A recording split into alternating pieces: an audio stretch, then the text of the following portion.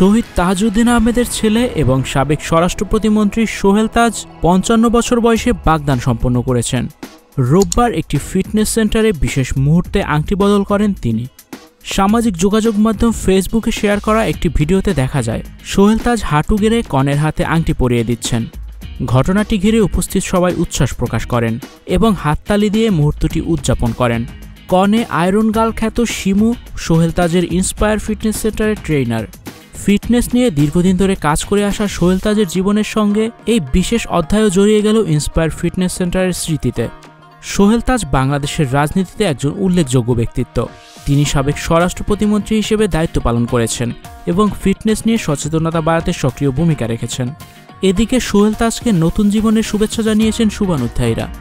Studio 4D আপনাদের জন্য নিয়ে এসেছে শীতাতাপ নিয়ন্ত্রিত স্টুডিওর সুবিধা, আছে অত্যাধুনিক মেকআপ রুম। বিস্তারিত জানতে এখনই কল করুন 01974860664। হাউসটি দেখতে চলে আসুন আমাদের ঠিকানায় শেখেরটেক রোড নাম্বার 9, বাড়ি 24। দেশের প্রথম প্রধানমন্ত্রী তাজউদ্দিন আহমেদের পুত্র সোহেল তাজ 2001 সালের নির্বাচনে গাজীপুর 4 আসন থেকে সংসদ সদস্য নির্বাচিত হন। তখন তিনি যুব ও ক্রীড়া মন্ত্রণালয়ের দায়িত্বে ছিলেন। 2008 সালে একই আসন থেকে সংসদ সদস্য হন। 2009 সালের 6 জানুয়ারি আওয়ামী লীগের নেতৃত্বাধীন মন্ত্রিসভায় স্বরাষ্ট্র প্রতিমন্ত্রীর দায়িত্ব পান সোহেল তাজ। একই বছরের 31 মে মন্ত্রিসভা থেকে ব্যক্তিগত কারণ দেখিয়ে তিনি পদত্যাগ করেন। এরপর 2012 সালের 23 এপ্রিল সংসদ সদস্য পদ থেকে পদত্যাগ করেন। তারপর থেকে রাজনীতি থেকে অনেকটাই দূরে সোহেল তাজ। কয়েক বছর ধরে ফিটনেসের প্রতি তিনি বেশি মনোযোগী।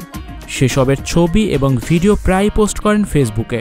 এবার তার জীবনের গুরুত্বপূর্ণ অংশ হয়ে গেলেন ফিটনেস ট্রেনার শিমু।